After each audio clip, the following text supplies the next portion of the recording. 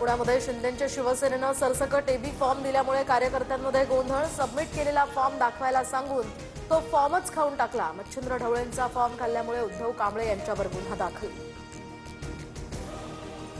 अजित पवारांच्या राष्ट्रवादीचे उमेदवार सिद्धार्थ बनसोडेंच्या उमेदवारीला काँग्रेस उमेदवाराचा विरोध। गुन्हेगारी पार्श्वभूमी असलेल्या व्यक्तींना निवडून देऊ नका, उमेश खंदारे आक्रमक।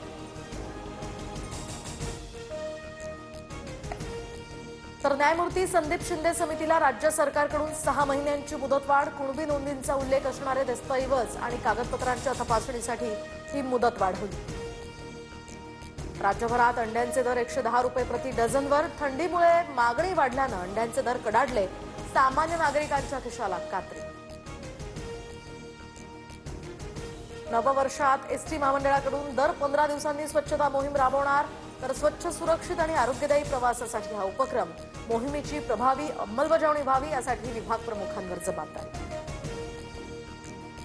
श्रीरामपुरात बंटी जहागीरदारची गोळी झाडून हत्या। गोळीबार करणारे दोन्ही आरोपी पोलिसांच्या ताब्यात। पुण्यातील जर्मन बेकरी साखळी बॉम्बस्फोटातील आरोपींना मदत केल्याचा जहागीरदारवर ठपका। नववर्षाच्या जल्लोषावेळी स्वित्झर्लंडमधील बारमध्ये भीषण स्फोट।